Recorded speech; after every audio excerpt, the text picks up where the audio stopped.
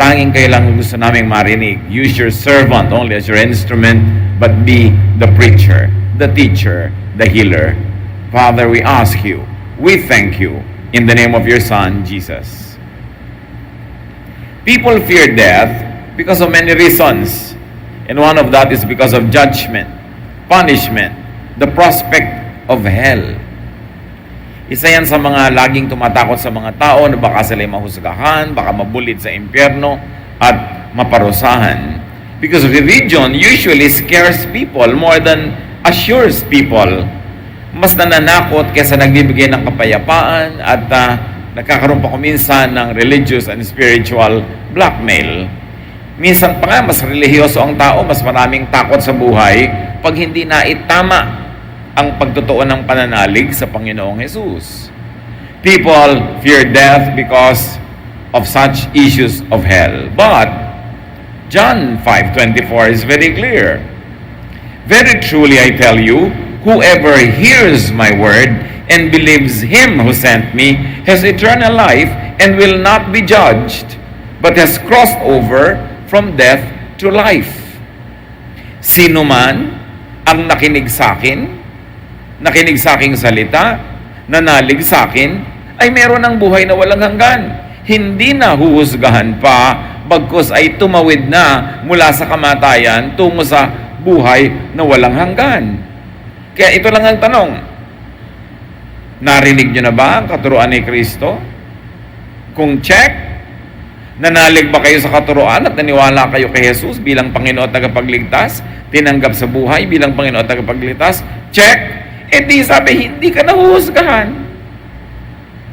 Tapos na ang paghuhusga, kasi yung paghuhusga kay Jesus nung namatay siya sa krus, yun na ang paghuhusga sa iyo na nananalig sa Kanya. Kaya hinusgahan si Jesus, lahat ng kasalanan mo, kasalanan ko, kasalanan nating lahat na nananalig sa Kanya ay dinala niya sa krus ng Kalbaryo.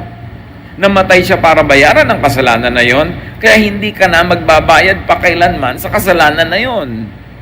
Itinatanong ng iba, paano kung matapos kong tanggapin si Jesus ay hindi pa rin ako perfect at nagkasala pa rin ako? E di, hindi na naman ako ligtas? Eh kaya nga bayad na eh. Past, present, and future. Hindi lang yung past mo, pati future. Kaya ka binibigyan na ng assurance. Kaya merong sinasabi na, if we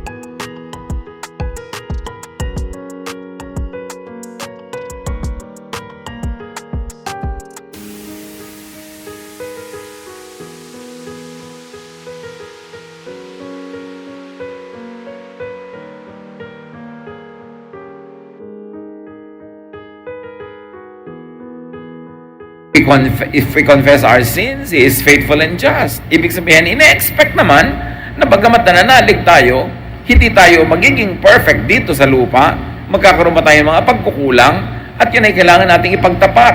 Not to restore your salvation, but to restore your good relationship with God.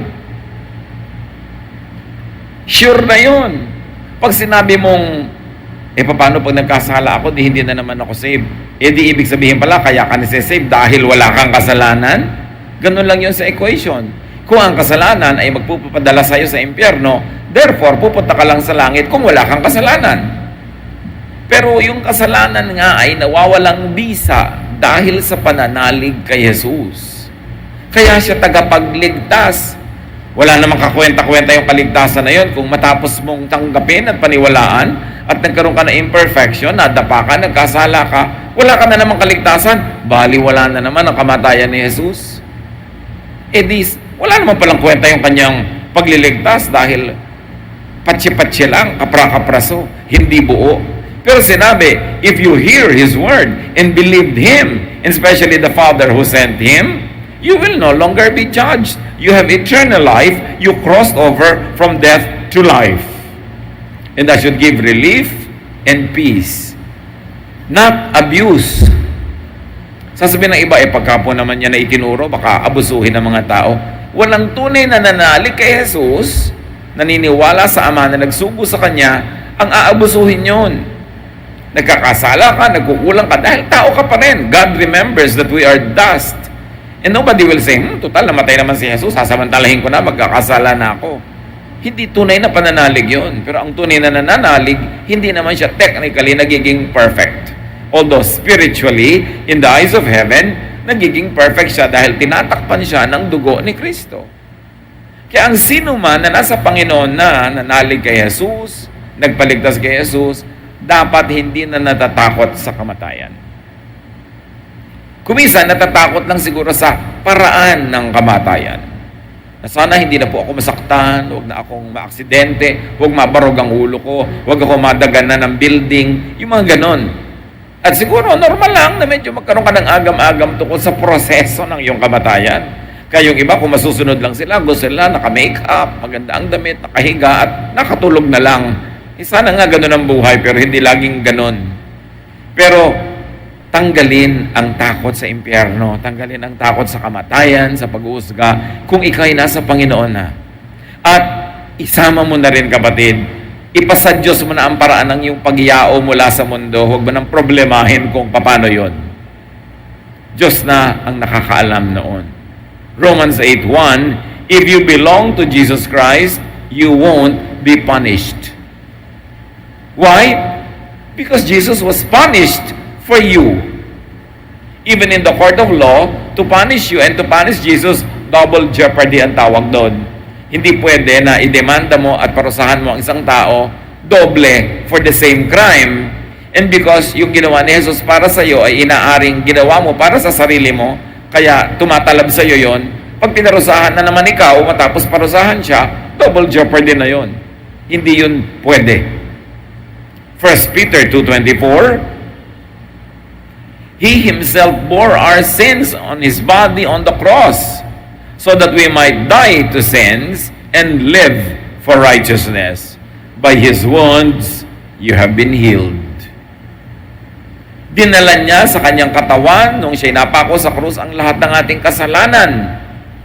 At nung binayaran niya yun ng kamatayan at siya'y nabuhay na muli, ibig sabihin, higit ang ibinayad niya kesa doon sa binayaran, may sukli pa, nabuhay siyang muli. Kaya kasama kang nabubuhay na muli ni Jesus, kaya kung ikay mamatay man, ay babangon kang muli. Hindi ang katawang yan, kundi ang iyong espiritu, dahil yung katawan ay inililibing sa lupa, at naniniwala ang maraming pagdating ng panahon ay bubuhayin din yun. At maraming pagtatalo kung papano, pero hindi na tayo dadako pa roon. Ang mahalaga, ang espiritu na humihiwalay sa katawan ng tao sa oras ng kamatayan ay umuuwi agad sa Diyos. At kung ikaw ay nabubuhay pa, mabubuhay ka para sa katuwiran, sa kabutihan, sa kagandahang loob, bagamat hindi inaasahan that you will be 100% perfect. But Jesus died for you, at dahil siya'y nagkasuga sa kanyang katawan, ikaw ang gumaling. Dahil ikaw itong luminis, sa kanya natambak yung dumi, kaya siya nagbayad at namatay sa krus. Kaya ang sinasabi sa kamatayan ng 1 Corinthians 15:55-57, where is its victory? Where is its sting?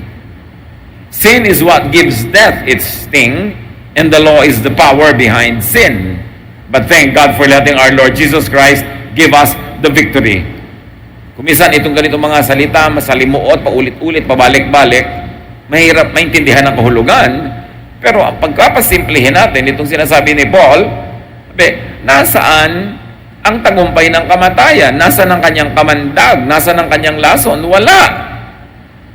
Kasi kasalanan ang nagbibigay sa kamatayan ng tagumpay. Kasi kung makasalanan ka, namatay ka, mananalo ang kamatayan, dadaling ka niya sa kaparusahan sa walang hanggang pagdurusa. At nananalo yung kasalanan dahil may law. Sinabi ng law, bawal ang mga ganito, tapos ginawa mo, naging makasalanan ka tuloy, at dahil makasalanan ka, pag namatay ka, mahusgahan ka. Pero, sabi, salamat kay Jesus. Dahil sa ginawa niya, binayaran niya ang kasalanan mo, kaya kahit makasalanan ka, bayad ka na. At number 2, dahil sa kanyang ginawa at katuruan, kabutihan, binaliwala niya ang law. Hindi na tumatalab sa iyo ang law ni Moses. Ang tumatalab sa iyo is the law of love of God through Jesus. Binaligtad niya ang effect ng law. Imbes condemnation, naging justification. Imbes parusa, naging gantimpala pa dahil kay Jesus. Kaya napakahalaga na si Jesus ay panaligan, paniwalaan, tanggapin at sundin. Why else do people fear death? Because of the unknown. Maraming hindi alam ang tao, nagiging hiwaga tuloy. At anumang nasa dilim ay kinakatakutan ng marami. Pero pag tinapunan mo ng liwanag, hindi naman pala nakakatakot. Yun lang palang dilim ang nagpapamukhang nakakatakot ito. At ganun ang kamatayan, parang maraming dark areas. Kasi hindi naman totally ipinaliwanag kung paano, ano mangyayari, kailan, saan. Kaya tuloy kinakatakutan. But Psalm 23 verse 4 says, I may walk through valleys as dark as death, but I won't be afraid. You are with me, and your shepherd's rod makes me feel safe. Even though I walk through the valley of the shadow of death, I will fear no evil, for thou art with me. Thy rod and thy staff, they comfort me. Sabi ng ibang versions. Kahit daw maglakad pa siya sa pinakamadilim na libis, mga libis ng kadiliman, di siya matatakot dahil kasama niya ang Diyos. Hindi siya nag-iisa. At yung pamalo ng Diyos ay parang pamalo ng isang pastol, na pamalo yon hindi sa pastol, hindi na pinapastolan ng mga tupa, kundi sa mga leon, mga tigre, mga wild animals na gustong saktan yung tupa. At dahil nakikita mo yung pamalo na yun ng Diyos, hindi yung para sa'yo, hindi ka natatakot, lalo kang gumagaan ng loob sapagkat alam mong yun ang ipamamalo sa anumang mga mabangis na hayop na gusto kang salakayin. Ang lagi kasing itinuturo ng religion, papaluin ka ng Diyos, ikaw lagi ang natatakot na papaluin. Ang papaluin nga ng Diyos yung mga gustong sumakit sa'yo, manakit, manira. Hindi na ipapakilala ang Diyos ng tama dahil laging ginagamit ang Diyos na panakot. Takot tuloy yung umiiral sa puso ng mananampalataya. At di man natin alam kung ano ang mga detalye ng kamatayan, ng buhay na walang hanggan. Alam yun ang Diyos. May plano siya. At sapat nang naniniwala tayo sa Kanya para magkaroon tayo ng kapayapaan na alam niya ang Kanyang ginagawa. Jeremiah 29:11, For I know the plans I have for you, declares the Lord, plans to prosper you and not to harm you, plans to give you hope and a future.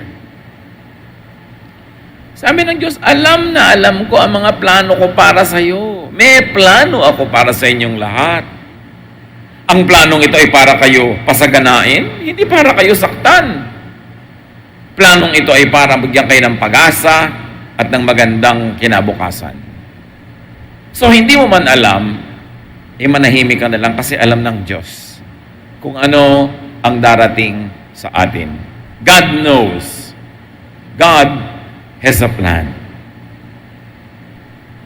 Romans 8:18, I am sure that what we are suffering now cannot compare with the glory that will be shown to us. So meron ka mang pagdurusa, minsan meron ka mang pagdududa, meron ka pag-iisip. So natitiyak ko na ang kaluwalhatian na ibubunyag pagdating ng panahon ay higit sa mga mumunting paghihirap na dinaranas natin ngayon. Glory, not gloom, awaits God's people. Ang naghihintay sa mga anak ng Diyos ay kaluwalhatian, hindi kapahamakan, hindi kalungkutan. Matthew 25:23, Wonderful, his master replied. Ito dun sa kanyang servant na maganda ang performance. You are a good and faithful servant. I left you in charge of only a little. but now I will put you in charge of much more. Come and share in my happiness. Yun ang plano ng Diyos, yun ang inilaan ng Diyos sa kanyang mga anak, lalong-lalo dun sa magiging tapat sa paglilingkod, magiging tapat sa kanilang ginagawa, na sila ay hahatian ng kagalakan ng Diyos. Happiness is what God will share with His people. At pag lahat ng yan, ninamnam natin, baka ngayon ba ma-excite pa na sumakabilang buhay eh. Lalo't kung ang buhay dito hindi naman kagandahan. At kahit kagandahan pa nga, alam mong higit ang plano. Pero dahil nga hindi natin alam yung detail, talagang ayaw pa nating to die is gain. Mas gusto nating mas to live is Christ. Dahil lang, hindi natin talaga alam yung mga detalye. Ang pumapalit tuloy sa excitement, kuminsan, agam-agam, doubt, and fear. People fear death because of disconnection with earthly life and relations. Isa yan na tumatakot sa atin sa kamatayan, na malalayo tayo sa mga mahal natin sa buhay, mapuputol ang ating interaction, ang ating koneksyon. At isa na dyan, sa ating buhay na ito na ayaw nating mabitawan, is our attachment to the physical body. Kaya tayo natatakot. May mga fear na baka painful ang aking death, baka violent, baka bloody. We are so attached to this body. Meron pa na, naku, parang nakakatakot namang malagay sa ataol, parang masikip, baka mahirap huminga. Hindi ka na nga hihinga kasi patay ka na eh. Meron naman na ayaw pang malibing sa ilalim ng lupa, baka daw madilim, baka claustrophobic. Kasi nga akala mo ikaw yung iyong katawan. Kaya yung mga namamatayan, sobrang lungkot pagka ipinapasok na sa ataol yung katawan, o kaya ibinababa na ng bahay yung katawan, o kaya ipinapasok sa nicho o inililibing sa ilalim ng lupa. Kasi itinatrato nyo yung katawan nung yumao, na siya pa rin. No, hindi na siya yun. Yun na lang ang sisidlan ng kanyang tunay na personhood, which is his or her soul. Pagkalagot ng hininga, ang hininga ng mananampalataya ng anak ng Diyos, ang kaluluwa, ay bumabalik na agad sa Diyos. Wala na yun doon sa lamayan, wala na yun sa burol, wala na yun doon. Nasa Panginoon na, at ang naiiwan na lang ay yung katawan. So, while people might be afraid about their physical body, but what Ecclesiastes 12:7 says must be considered. And the dust returns to the ground it came from, and the spirit returns to God who gave it. Ang katawang lupang alikabok ay bumabalik sa lupa para maging alikabok muli. At ang espiritu na inilagay dito ng Diyos ay babalik sa Diyos na siyang nagbigay. So huwag na tayong masyadong malungkot pag nakikita natin yung katawan na inililibing o kung ano man ang ginagawa doon. Minsan ayaw pa magpa-cremate ng iba dahil baka paano daw siya bubuuin uli ng Diyos. Pagdating ng araw, bakit kung buo ka bang inilibing at naging alikabok ka rin doon, di bubuuin ka pa rin. Hindi ka naman nananatiling buo. Problema na ng Diyos yun kung paano niya bubuuin, kung bubuuin niya as is. But the point is, you are not your body. You are your spirit. You are that life that came from God that was temporarily sheltered in that body. Akala kasi natin tayo yung katawan natin. For a while, yes. As long as the spirit lives in the body. Kaya, kung iunawain natin ang mga katuruan na ito, mas gagaan sa ating pakiramdam. Yung paghihiwalay, yung paglilibing, yung kamatayan ng katawan. Kasi alam nating, hindi naman talaga namatay yung tao, yung katawan lang. Kasi dati namang walang buhay yung katawan na yun eh. Yung mga bahagi ng lupa na nasipsip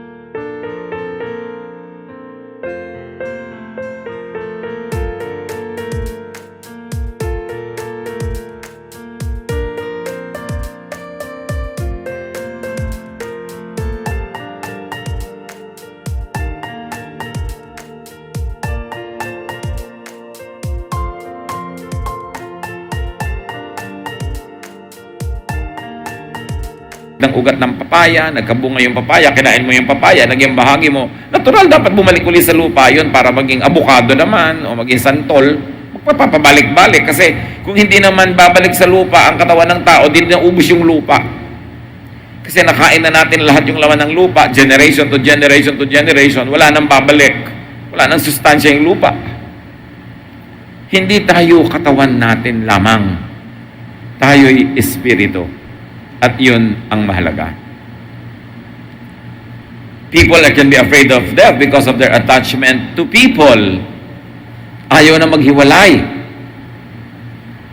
Pero, bakit? Bago ba kayo isinilang, magkasama na yung espiritu nyo? So, habang yung katawan nyo nasa lupa, pinahiram ng laman na espiritu, doon lang kayo nagkakaroon ng relasyon. Kaya pinoproblema ng iba, tinanong nila si Jesus, paano po sa kabilang buhay kung isang tao ay nagkaroon ng 7 asawa?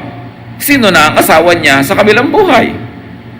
Bakit? Kasi ina-expect nila na yung buhay dito sa mundo, sa kabilang buhay, ganun-ganun pa rin. May asawa ka pa rin, may ganito ka pa rin. Kaya yung mga ibang matatandang kultura, dala-dala yung mga palayok nila, yung mga suklay, yung mga araro, kasi akala nila, yung ginagawa nila dito, gagawin pa rin nila sa kabilang buhay. Pero alam natin, hindi. Lahat ng mga antik natin na nahukay sa ating mga ninuno, mga alahas nila, mga palayok nila, hindi naman talaga nila nadala sa kabilang buhay, na iwan sa lupa. Sa mga libingan sa Egypt, yung mga kayamanan ng mga pharaoh, ng mga royal families, dala-dala nila hanggang mga salamin, mga panggupit ng kuko, mga pang-makeup. Nandun, naiwan. Kasi yung nasa lupa, pang-lupa lang yun. Kaya yung mga relasyon din natin sa lupa, dapat nating maintindi na hindi ganon ang mangyayari pag tayo pare-pareho nang nasa piling ng Diyos. Kaya ang sagot ni Jesus sa nagtanong kung ano mangyayari, sino magiging asawa sa kabilang buhay kung maraming naging asawa dito, isa-isang namatay, pero asawa lahat. Matthew 22:30, at the resurrection, people will neither marry nor be given in marriage. They will be like the angels in heaven. So sabi, huwag niyong asahan na magpapatuloy pa yung mga ganun. May maiiba. At lahat ng mananampalataya, lahat ng anak ng Diyos ay magmimistulang mga anghel. Mga banal, mga walang earthly attachments. At mapapawalan sila mula sa mga earthly cares and earthly worries, earthly jealousies and quarrels and contests. Kasi kung itutuloy mo lang doon yung sistema dito, dituloy din yung mga awayan, mga selos, mga galit, mga contest, maiiba yun. At yung detalye ng pagkakaiba-iba, hindi naman laging nilinaw, pero magtiwala rin tayo na yung pagkakaiba nun is for the better. For the best, in fact. Some people fear death because of their attachment to earthly lifestyle. Tulad ganon, pinoproblema kung sinong mapapangasawa. 1 Corinthians 2:9, however, it is written, what no eye has seen, what no ear has heard, and what no human mind has conceived, the things God has prepared for those who love Him. No eye has seen, no ear has heard, no mind has conceived what God has prepared for those who love Him.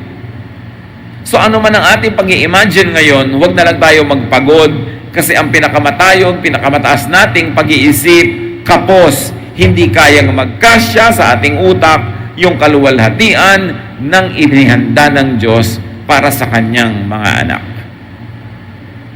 Nakaka-excite isipin yung gano'ng mga bagay. Lalo sa napakarami ng nalasap na sarap at ginhawa at saya sa buhay, ang dami pa palang higit kaysa ron na naghihintay sa mga anak ng Diyos. Nung si Jesus ay nasa bangka na may kasama siyang mga disipulo at bumagyo, natakot ang mga disipulo na sila'y masaktan, lumubog, malunod at mamatay. Ginising nila si Jesus. Si Jesus naman, pinapayapa yung bagyo. Pero pagkatapos doon, sabi niya sa Matthew 8:26, why are you so afraid? You surely don't have much faith. Yung kawalan ng pananalig, sabi ni Jesus, yan ang ugat ng inyong mga takot.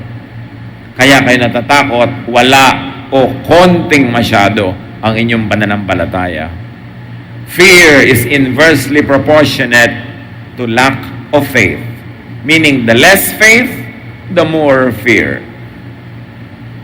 So kung mas matatakotin tayo, isa lang ang ibinubunyag noon, konti ang ating pananalig sa Ama at sa Anak.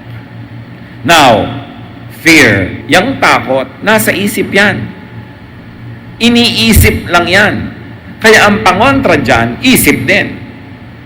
Only what is also in the mind can defeat fear, and that is faith. Dapat bawat naiisip natin katatakutan, palitan ng pananalig, palitan ng paniniwala, palitan ng pagtitiwala sa Diyos. Luke 17:5, the apostles said to the Lord, "Make our faith stronger. Increase our faith." So dapat dagdagan ng pananalig, manalangin, magtiwala, at kung kulang, humingi sa Diyos ng dagdag na pananalig tulad ng ginawa ng mga apostles. Kasi alam nila yung pananalig nila kulang, humingi sila ng dagdag pa. At dagdagan din ng knowledge. Know the verses, know the scriptures that teach about death and the assurance of a glorious future in the Lord. Ignorance is the source and cause of fear. Kaya dapat may knowledge. Know God's will and plan for His people. Though they are not exactly detailed, but there's enough outline for you to understand the general direction of how things will be in the future. And that will lead to hope and to peace. At pinakamahalaga, hope and peace. Dapat yun ang hindi nawawala at dapat yun ang pinapalaki, hindi fear and trouble. 1 John 4:18, a real love for others will chase those worries away. The thought of being punished is what makes us afraid. It shows that we have not really learned to love. Ano ang kaugnayan ng pagmamahal sa kapwa at pananalig sa Diyos na nagbubunga ng kapayapaan? Sabi ni Jesus, kaya kayo matatakotin ay kulang kayo sa pag-ibig. Hindi pa kayo nakakaranas ng pag-ibig, hindi kayo umiibig ng sapat. Anong kinalaman ng fear sa love? Kung ikaw magulang, o anak, o kapatid, o asawa, mahal mo yung mahal mo. Lalo magulang, mahal mo ang anak mo. Alam mo na dahil mahal mo siya, hindi mo siya pababayaan. Hindi mo siya ipahahamak. Hindi mo siya nanaising masaktan, magdusa. Mahal mo siya kaya ganon. Kung nagmamahal ka, doon ka lang makakaintindi kung gaano magmahal ang Diyos. Kasi tayo'y tao lang, makasalanan, kulang, pero magaling tayong magmahal. Lalo't nagpasya tayong magmahal talaga. Talagang sacrificial ang pagmamahal natin, nagtitiis tayo, nagdurusa para sa mahal natin. Pagka alam mo na yung ganung uri ng pag-ibig, magkakaroon ka na ngayon ng panukat, bagamat hindi sapat, pero magkakaideya ka kung gaano ka aalagaan ng Diyos, kung gaano ka ipag-aadya ng Diyos sa masama, kung paano niya ihahanda ang mabuti para sa iyo. Dahil kung ikaw nga na magulang na makasalanan, mabuti sa iyong anak, lalo naman na magulang natin sa langit na walang kasalanan, mas mabuti siya sa atin. That's why love is the key that will open up your understanding to peace and security. Because whoever you love, you want to do good things for that person. But God loves us, therefore gagawan niya tayo ng mabuti. At magkakaroon ka lang ng clue sa pag-ibig ng Diyos kung ikaw mismo marunong umibig. Pero kung magdududa ka sa mahal mo, and infinitely more than how we love is how God loves us. That's why if you love others, you will have a key in understanding how much God loves us and how secure we are in God's hands. Kaya sabi sa Romans 8:35-39, who shall separate us from the love of Christ? Shall trouble, or hardship, or persecution, or famine, or nakedness, or danger, or sword? No, in all these things, we are more than conquerors through Him who loved us. For I am convinced that neither death nor life, neither angels nor demons, neither the present nor the future, nor any powers, neither height nor depth, nor anything else in all creation will be able to separate us from the love of God that is in Christ Jesus our Lord. Sabi niya, nananalig ako. Wala akong agam-agam, wala akong kaduda-duda na wala anuman, sino man na makapaglalayo sa atin mula sa pag-ibig ng Diyos sa pamamagitan ni Jesus. Kamatayan man o buhay, nakaraan man o kinabukasan pa, namin ganon, anghel man o demonyo, walang makakakayang maglayo sa atin sa Diyos dahil kay Jesus. Not even death. In fact, death will make us closer to God. Kaya napakagandang project, mga kapatid. Kung may nalalabi pa tayong malaking takot sa kamatayan, tanggalin yan. It is in the hands of God.